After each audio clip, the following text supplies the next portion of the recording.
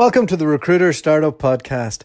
My name's Dualta, and in this podcast series, I will be speaking to investors, advisors, entrepreneurs, and recruiters who are based all over the world, and we'll be discussing how to set up, scale, and operate a world-class recruitment company. The thing I love about this podcast is I get to speak to people all around the world, and I just get a real buzz from it, talking to people who are at different stages of their career, different stages of their business, the challenges that they're at. And, a lot of times we have interesting conversations on the podcast, and then I end up speaking to them for an hour after the podcast, discussing the inner workings of their business. And it's just given me a real new insight into dealing with people who are running agencies and in the industry. I'm really enjoying it.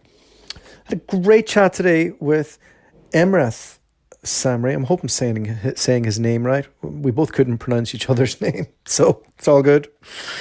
He is a young lad from the UK that's done well. He's based out in Santa Monica now, and he's worked the New York market. He's worked the San Francisco market. He has worked for a couple of well-known brands like Interquest and the Frank Group. And he started off at a wee boutique, and he has taken all that experience and created his own RPO model for his company that he's a co-founder in, called Source Coders, that is. And we had a great chat about where he's at with his business and what's exciting him about it, what life is like in LA. And yeah, I'm jealous. I want to move to Santa Monica again. I'm getting recruiter envy hard right now, and it's a great market. I love dealing with all our clients out there too. Just the sunshine state. I'm jealous living in the UK this winter, but anyway, that's enough for me. He was a great lad. Really enjoyed chatting to him. I think he might be onto something with his business, and give you all a little inspiration today with a young man doing well in California.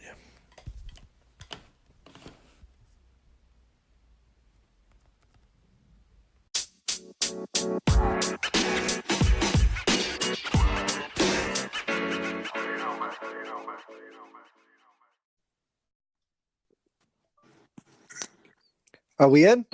Yeah, we're in. Sorry, buddy. Bit of technical difficulties there on the text message. Yeah, we got there eventually. You're only a young fella too. I wouldn't have expected us to have the technical issues I have with some of my guests. I don't know what happened there. Yeah, we got there though.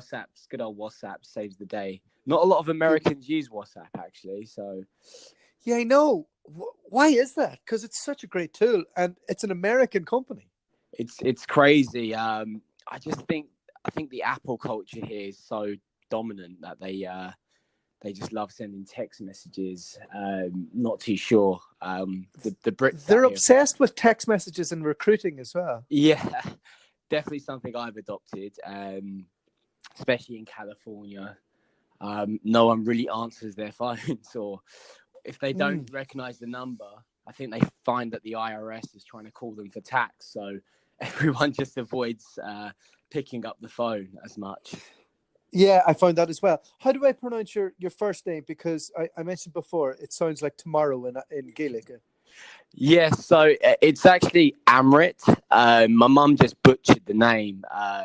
So she felt that she was playing a bit of Scrabble. She chucked a bit of A's in there as much as possible.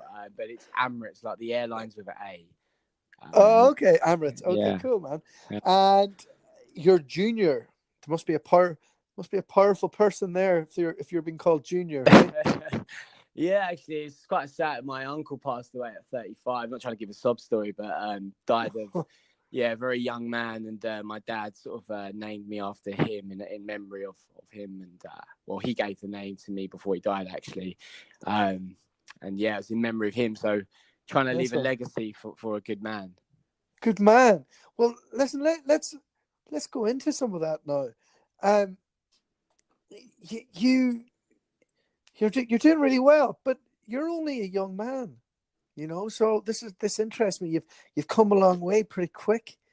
And walk me through, first off, how you got into recruitment, how that led to a move to America.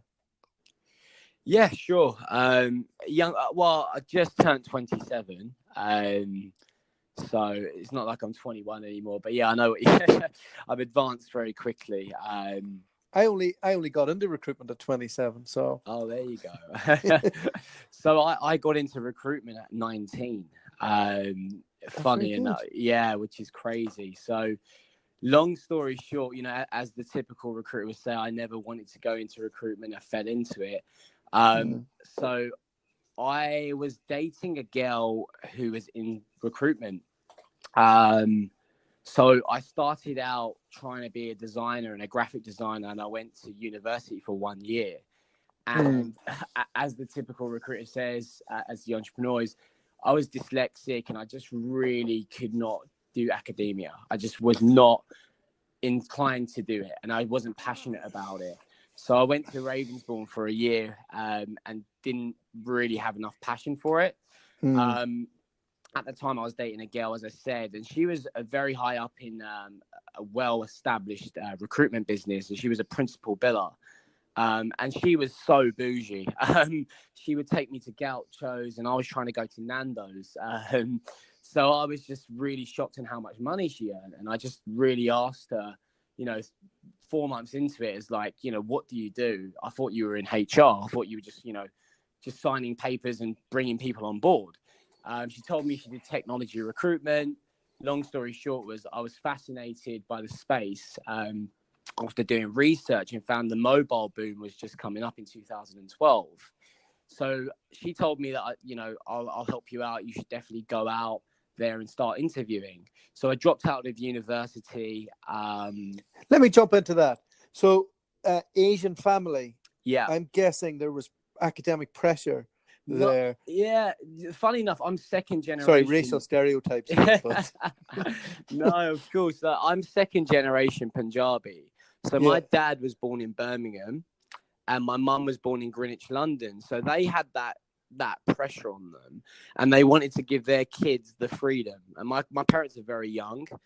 They had arranged marriage, typical, but they wanted us to have free. Hence why I'm so career driven, is go out there, don't get married, until you're settled and you're financially set. Do what makes you feel right. My parents are a bit like hippies. I'm very blessed actually to have great parents. So no pressures on the academia. So I just particularly didn't want to do it. So let me jump into that again, because look, I think I'm a bit dyslexic as well. Just in Ireland, they just told me I was a bit thick. So right, like maybe that was just because I'm like, I don't know, what are you, 27? I'm 8 years older than you. See, I can barely even add. So dyslexia diagnosis was not really a thing in regional Ireland then, but I am pretty sure I suffered from that, and I persevered through university and got a crap degree and a crap master's degree.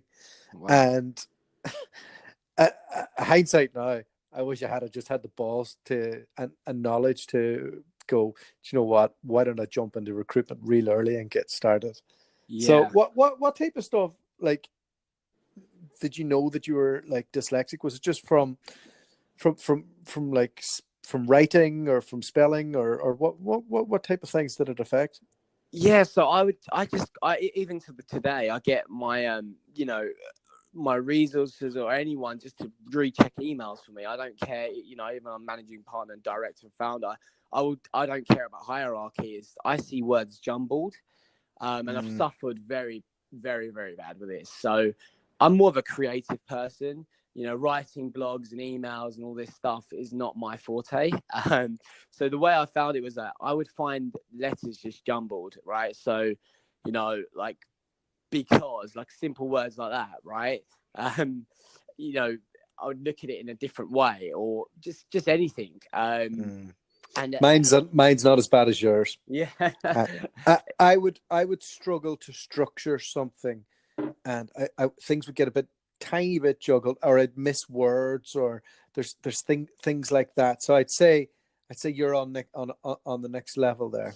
Yeah, but we've improved a lot. I'm not saying, I'm, very challenged on it, but what I'm not judging here.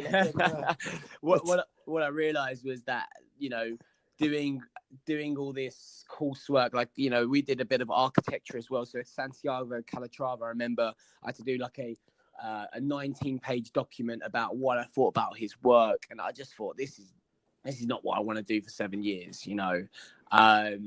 he's the one who built the Sydney Opera House. I had to do studies on that. And, in that year, I quickly realized that I want to make money. I've got a girlfriend taking me gauchos who's living life. And I see the people around me. And I quickly identified that technology is the way forward in 2012. What you must have also known that you were like, maybe I'm speaking from my own experience, but I knew I wasn't thick. Yeah. But academics and school was telling me I was thick. So I just wanted to find something I could get good at, so I could kind of prove to myself, actually, you know what, you're not thick. It's just you're not designed for this system. Yeah. Did that realization come to you? Well, you look at the school system, and they're like robots, right? You get a bell, and I've reading books about it. They create like a in the industrial era, schools still have not changed, especially in rural England. I grew up in Gravesend, Kent, and I went to a fairly it was a great school, but it wasn't like a grammar school, etc. But like you said, I think they ring the bell, you go to eat, you go for lunch. They haven't really advanced. I haven't been to school for a long time, but when I went to school, computers were used but weren't really utilized. We weren't taught how to code in Java, C++ at high school, right? You're still not. Yeah, you're still not, exactly. So it's still like a factory-driven environment where the bell rings, you go eat, you're given this, you're given that, you don't have autonomy, and you don't be taught how to be an adult to manage finances, but that's another topic. Yeah, that sounds like your experience at Frank Group, which we'll go into. Yeah. So going back to your question, how I got into Recruitment. So yeah, and at that time, 2012, Doctor, was that there was a lot of, it was called Silicon Roundabout. I don't know if you remember. And I joined a boutique company. It's still called that though, right? It is, yeah. But I mean, that was the boom, right? Like when it first came about, really all these little London startups were getting VC funded, not just seed funds. Okay. All the gaming tech companies were all popping up around Aldgate. So I joined the company. So I Googled, London tech recruitment. First one came up, rang them. And now he's actually, funnily enough, my business partner in LA. No way. Yeah. Co-founder of my business in LA. No way. And was that was Bridge Noble, was it? Correct. Yeah. So a very lifestyle business, and they were founded by the 5 top billers of Huntress Group. If I don't know if you remember Huntress, a great company there. They were founded by those folks. And it was a very small boutique agency that focused predominantly on SME, FTSE 100, 500 businesses. And I had the startup VC funded market in that space. What a great entrance into recruitment. Yeah, it was a dual desk as well. So I learned both sides, and it wasn't much training. We had a dungy office in Aldgate, no windows. So I learned the tricks of the trade there. As much as I could possible. And so you got the right desk in the right location at the right time. So you're quite lucky in terms of how all that worked out for you, right? Oh, yeah. I look back and I actually think, if I was in construction recruitment or oil and gas, or you could have ended up as a education recruitment or something like that wouldn't have taken you to where you're at today. Yeah, it would definitely not taken me to London, New York, and San Francisco and LA. So I definitely am blessed. I do count my lucky stars there. Why did you leave? Unfortunately, the company's was lifestyle. We grew to, I think the highest was 12 people. I came a team lead, and I think the owners, were great. They just had their own aspirations in properties, and they had their fingers in a lot of pies. They're great recruiters, but they're very much entrepreneurial. And I think the main thing we found was training. And that's why I left for a PLC, you know. Funny enough, the reason why I left, I actually tried to hire one of my friends who was at Interquest, Masters in Niche Technology, for Bridge Noble. And he switched the call on me and said, look, I've got a great gig here. I think you should come interview here. We're looking for a principal contract biller. I think you could be great. So he switched the call on me. And I just sort of thought, we're not growing. It's a lifestyle business. Fine, I'll go over to Interquest. And I met the director there and really, really believed in the brand. So I don't know a lot about Interquest. They're one of the ones that I haven't really spent much time on. Mm-hmm. What was the environment like there, going from a lifestyle boutique agency to going to, and they're a scalable recruitment firm, right? Correct. So I think they're around about 300 people now. They're a very legacy business, right? So they've been going since the 90s. They've had some real senior leadership come and go. But the reason I joined a company called Masters in Niche Technology. So it was a brand under Interquest that they just acquired. And I don't know if you're familiar with Ecom. Ecom, I think I've come across them, yeah. So they were just acquired at the same time as Masters in Niche Technology. And it was a very similar brand. So we sort of merged together. So in 2014, I would say it was quite similar to Digital Gurus. That we try to emulate or copy that sort of cool, funky vibe in the technology space. I don't think they achieved that, if I'm honest. Yeah. Like Safe's marketing was class. Yeah, of course. But I think they try to, a lot of people try to follow Digital Gurus in that step, especially in those years.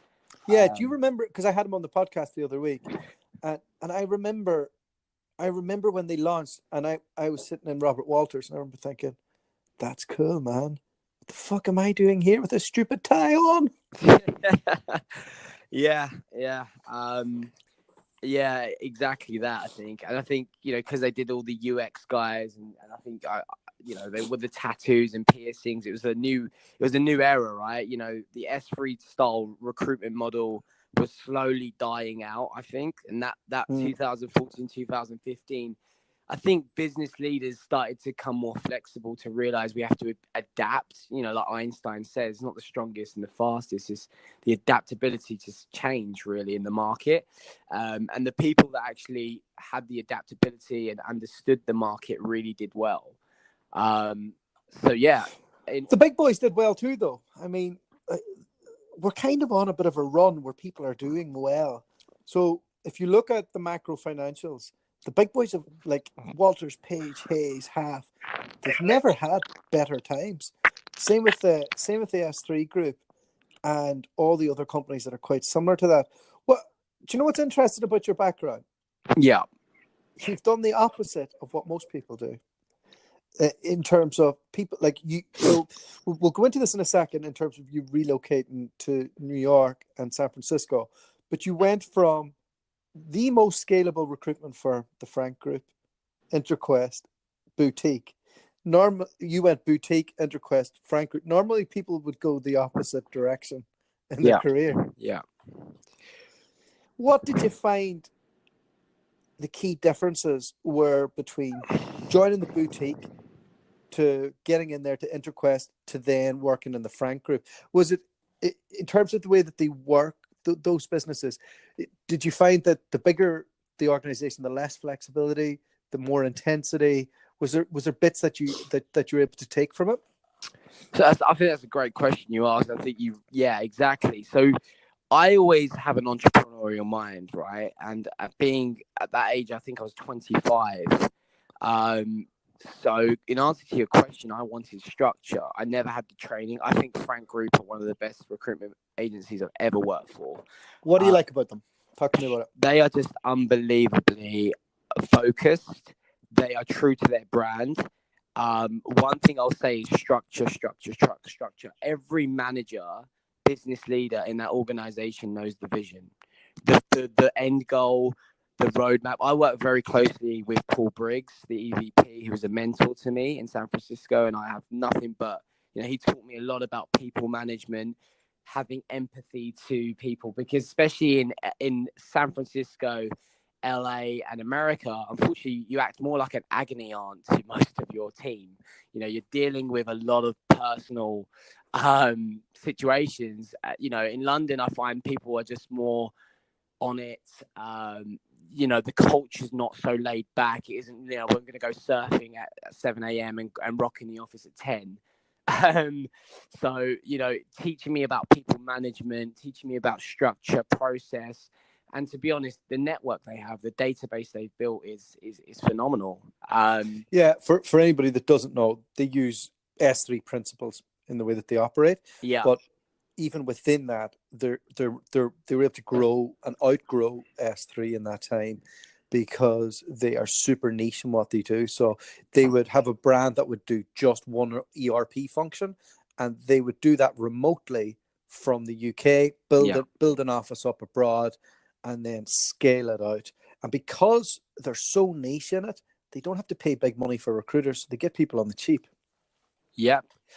And the other thing as well is, I think, you know, I know S3 did this as well, but they had language speakers. So when they dominated the market and proved their worth, they'd actually have a German speaking, you know, team lead that would lead that German market, right? So they understood their market. And one thing I got from Frank Group was, when I joined the office, you know, in San Francisco, I was the only recruiter outside the Frank Recruitment Group to be sponsored on an E2 visa.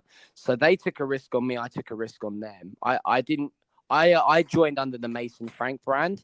So going back to my career credentials, at Interquest, I quickly become, one of the fastest generating revenues in contracts. So I created a book from standing start to $8,000 a week. Which really, you know, took the interest of the leaders of Interquest PLC, and they wanted me to go head up a New York analytics brand. Unfortunately, you know, no disrespect to them, but they promised me the E2 visa and they could not support that. And at the time, I had a girlfriend in LA, so my end goal was always to be in LA, or close to her in America. Because we had a long distance relationship for 4 years. So that was my ethos, is to come into LA. You know, why I ended up here was because of my girl who I've been with for 4 years. And Frank Group, Mason Frank, you know, knew Interquest, and my director at Interquest said, look, we couldn't sponsor you your E2.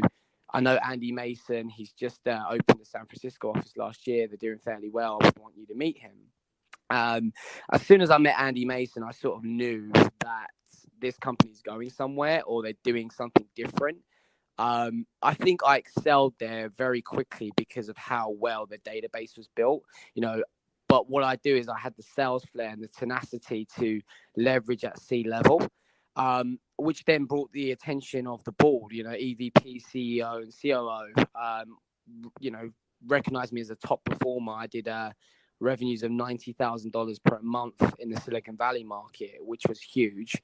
And again, like you said, a bit of luck. I think it was an easy market. Silicon Valley had a lot of funding, but I still used my leverage and tenacity to go in there and network for new business. Yeah, so you were there for a year. Yeah. Some balls on you, hey? So you went there for a year and then you set up your own company in America. Yeah. Is that what happened? Yeah. So I went back to England, and then at that time, the CEO of Bridge Noble dissolved the company. So my first role, remember when I said he picked up the phone, I had an interview, I joined him.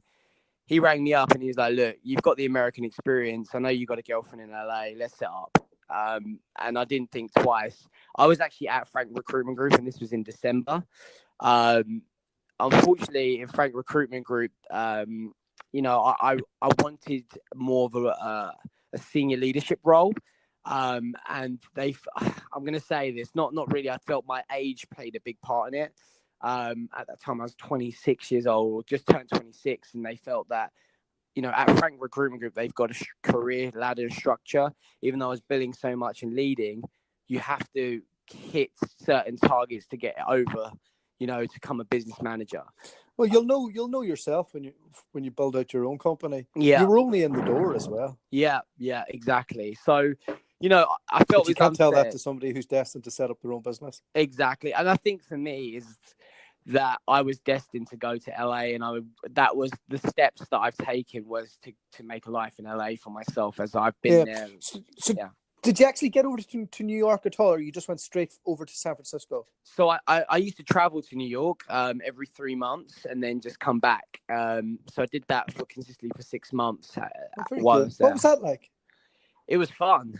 New York is a crazy place. I'm going over at the end of the month.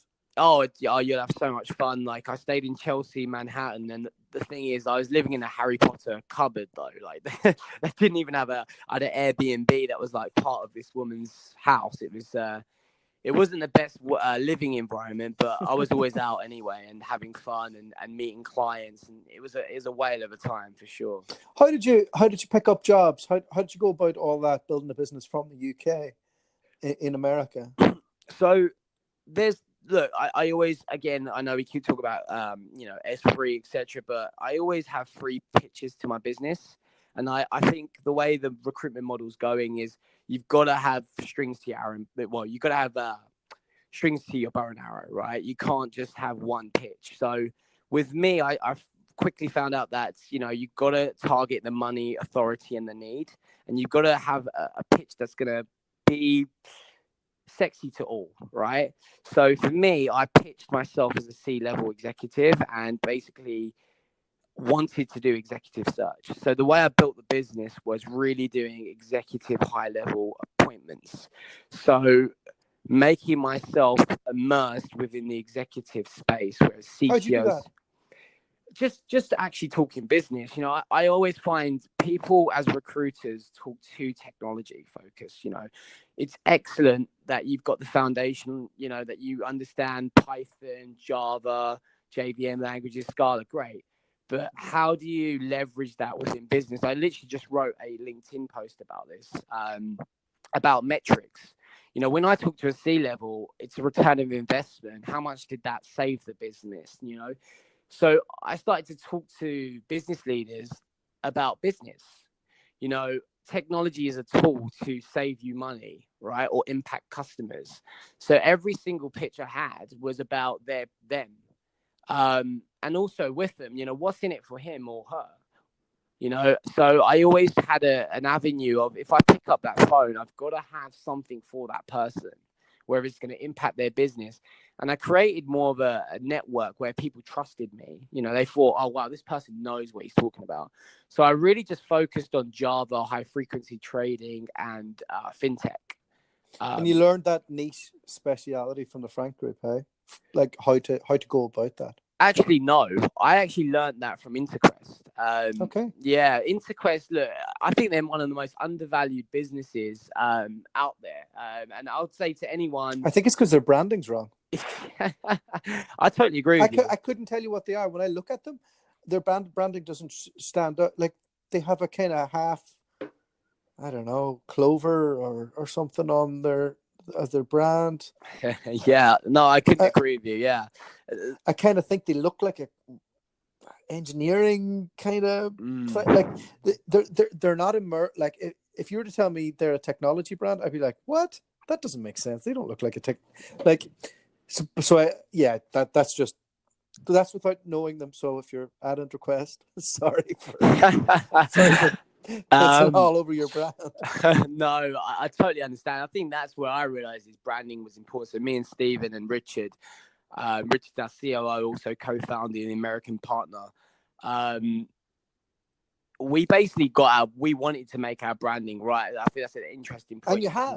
Yeah. Fair play to you. It's Thank a cool you. brand. It actually looks like it's bigger. Like, you look like, you see that, you go, oh, cool. Because source coders, right? So yeah, you sound like you're immersed in what you do. Yeah. Like, there's no, like, your actual logo's kind of cool. And yeah, just, it looks nice and clean and cool. So walk me through the setup. So firstly, you're back in the UK. Your ex-boss says, let's do this. You've got the connections. You've got him and another partner. you've moved on from the days when they had a lifestyle business. You've seen what structured businesses look like, and when you're putting out your vision of what you want to do now, what are you taking from their initial vision, and what are you taking from your experiences with the next two to create what you're looking for? Yeah, so Richard has been in America. He's a Yorkshire lad, a little bit older than me and Steve. So there's 10 years difference between me, Steve, and Richard, which gives us real good synergy in our business. I think it gives us different avenues. So to set up, obviously Richard being American, me and Steve coming from the UK, we could easily get sponsored because we have an American investor. So that was easy to do that. It took me 3 months to get over. So you get an American investor. Yeah. And that was easier to get sponsored than if you had your own investment from the UK? Yeah, I think you have to be building... You have to do 2 years. Yeah, exactly. From the UK. That's where I was confused on this. Yeah, exactly. So just to clarify, Richard's American and part business owner. So that's why we came over so quickly. And plus, we had a good business plan. So talk to me about the business plan. Yeah, so I actually started to realize where the market was going. Like coming from Frank Recruitment Group, you realize the structure's great in the recruitment process. And if you're very niche, you've got to go niche or go home. That's what I realized, right? And I've always done niche recruitment, never done generalist, right? But where I see the market was going was talent acquisition, right?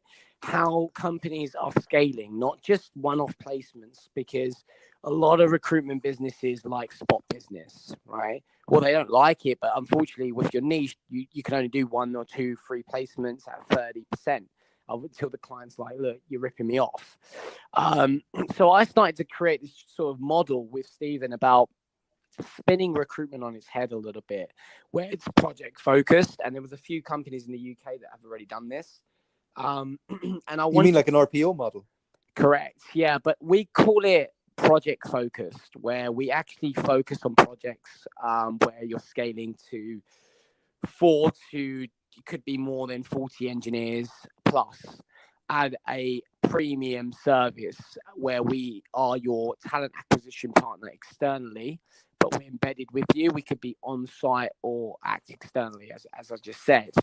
And the benefits to the client was huge. So the model was to actually really focused on companies that scaled and weren't just, oh, I want a Java engineer. It was, I want 65 engineers by... Yeah. So you're looking at funded companies that need them tomorrow. Yeah. And have the money to make that happen. Yeah, I just think, I always use the analogy, like, when you're actually recruiting, you put so much effort doing in one deal, right? And you get to know the client. And then you move on because the client's like, we've only got budget for one person, right? And I think it's such a waste of a relationship until they come back around and you have to keep funneling it in. And I think for me, what I wanted to do was create sustainable, secure partnerships, not just relationships. Makes sense. Where they can't live without you, really, without getting it. So, yeah. And one thing How do you make sure that you can deliver? Just by having... So I researched... I do a lot in like real tools. So if you're niche, you need the tools to find these candidates. So one advice is immerse yourself. I think you just mentioned it, right? Eat, sleep, breathe what recruitment you're doing, right? So we have a delivery team, we have resources, and obviously we have the key accounts and directors. I won't go too much into it. But we know where the developers are, if they're in technology, they're going to be on blogs, they're going to be on forums, they're going to be on GitHub, they're going to be on Stack Overflow, they're going to be in meetup groups.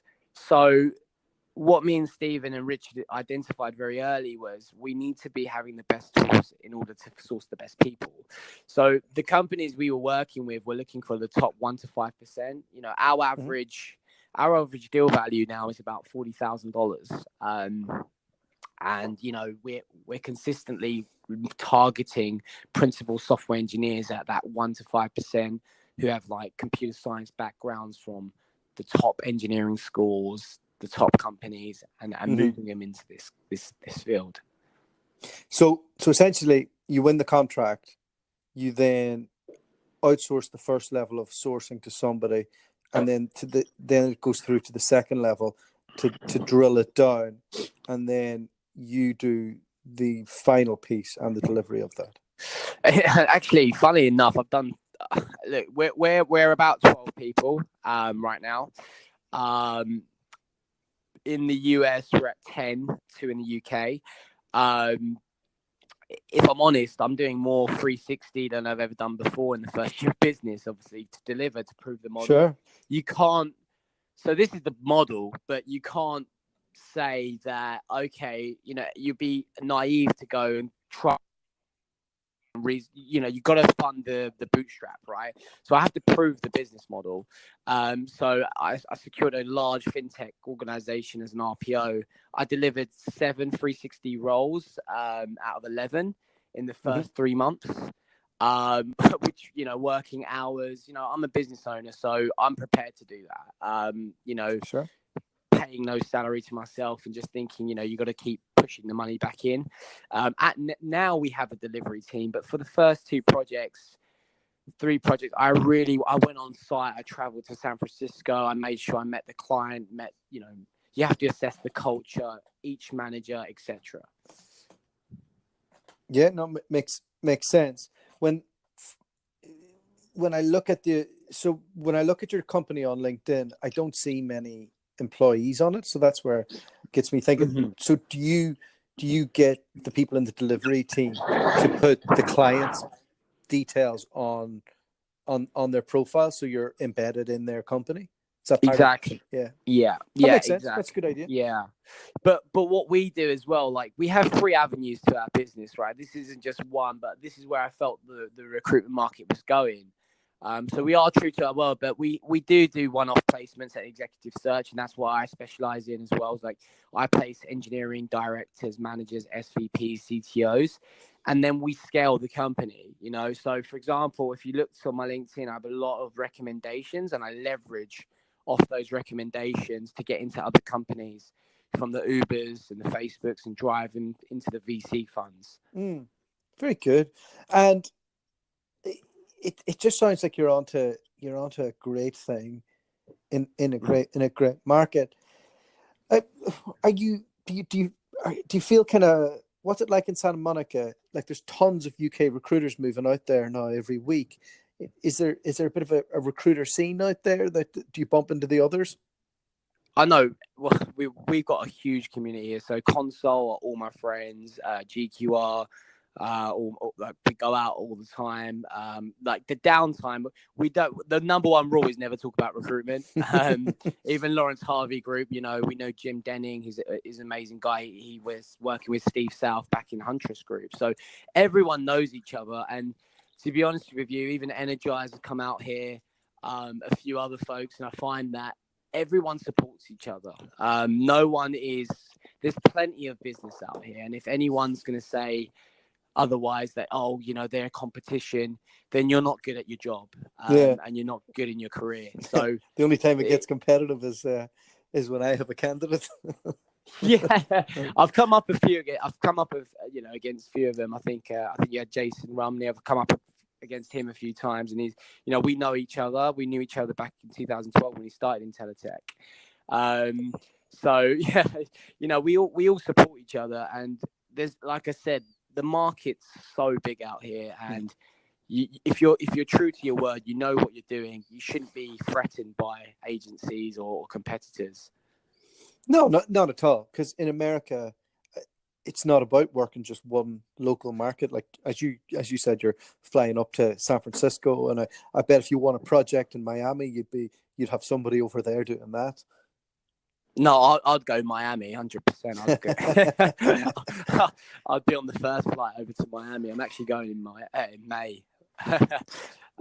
So what's the plan? Are you gonna bring other UK recruiters over and scale that way, or are you gonna work at a different model?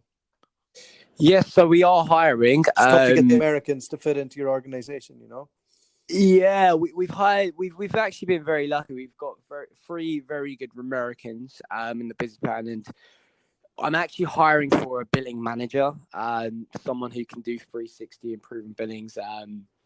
Anyone who's billed over, 300k. Good luck. British pounds. Who can come here because it's a different market. Like I mentioned before, it's not like New York and London or Germany, for example. It's not like people. I don't know how London is now. I haven't done it for a long time, but people aren't picking up their phones. If somebody's billing 300k in London, they're going to set up their own business. You just never cut or they're just so hooked into that business. I've only placed one person who's billed over that in LA over the last couple of years. Everybody else closer to the 200 mark. Most you rarely find it. People always start by saying I want the biggest biller in the world, and then they go, oh right, okay, those people aren't gonna leave, and then they get a bit more realistic. That's for experienced people, right? For me, that's for someone who's been doing it for 5 years. Like if you're not billing that for 5 years, in a market that you're specializing in, and you're trying to relocate, then you should be proving that. But I think for me as well is we look at people's attitude. Why do you want to come to LA? Is it just for the sun, or are you trying to? It's the bigger picture. I came to LA for my girlfriend and the vision to set my family up for life. When I was interviewing for Robert Walters, and I was trying to blag my way into getting a visa in Australia. I told them my parents and everybody were moving to Australia. I'm here for life. I just found that one wee lie led to the next, and then before I knew it, I was moving half my village over. Whatever it took to get that visa. It's brilliant. That's the thing. I think I heard Australia is a very tough market now to visa sponsorship now.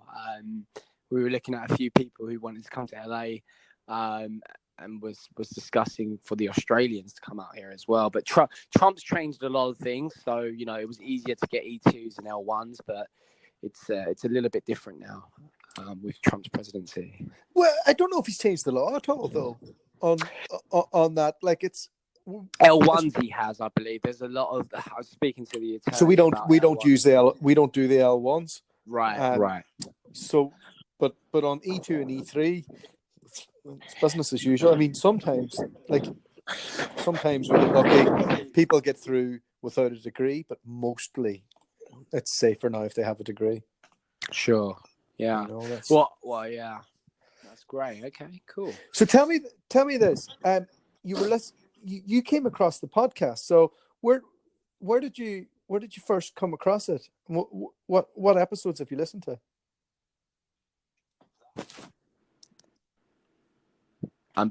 Hello. Sorry, I just lost you. That's okay. You must have got a wee call through here. Tell me, you came across the podcast initially. So who sent it to you? And what episodes have you listened to?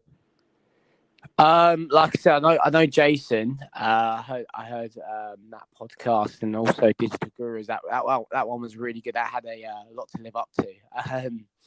And then I think also the Nicole Curtin one. So I do listen. I'm quite a big fan, actually. Yeah. So one of my buddies, who's in Texas, referred me to you, I believe. Who works for, I think it was Air Energy. I can't remember, but Alex Mowbray mentioned to go on here to reach out to you. Ah, brilliant! I love that. Yeah. I love that. Yeah. It's such a buzz thinking that there's recruiters like us around the world having a wee listen, and then passing the word, and then you come on, and then I get to meet somebody else in the industry. Love it. No, it's great, and I think you're doing it. I think recruitment's got such a stigma around it. We're parasites. All we care about is money. But I think the industry, I'm seeing entrepreneurs who actually care about what they're doing and putting more ethos in terms of we're paid, not products. And I think that way of we just want to do deals, and I think the real good ones who last long are actually caring about who they place, and referrals are massive for me. So 35% of my placements, at the back of last year, came from referrals at executive level, because they just, realized that I cared for them, that I actually wanted to, see them do well in their careers. And I feel like that's the way things are going. Maybe California's rubbing off on me here, but brilliant. I've definitely through it. Well, yeah. look, I wish you all the best with it. It sounds like I'm very jealous. You've got an amazing life and business in Santa Monica, and I wish you all the success for the future. Oh, thank you so much. Thanks for your time, and have a great day. All right. I'm sure we'll speak soon. Take care, Paul. Take care. Have a good one.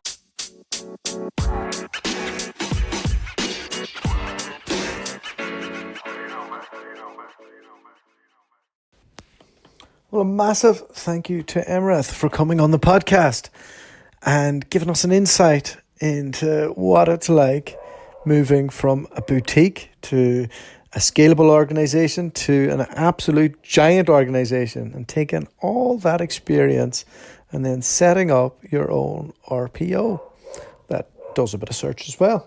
So really cool to get to know him and get a wee taste of what it's like in LA.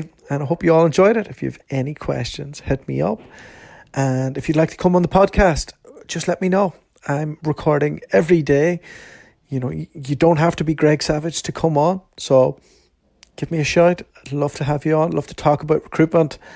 And if you could rate the podcast, that would be great. And if you could send it to another recruiter, I'd be eternally grateful. We are fastly approaching 50,000 downloads. So I really appreciate all the support that we've been getting. And as I said in the intro, it's absolutely changed the way I view recruitment in our business. And I'd like to thank you all for taking part.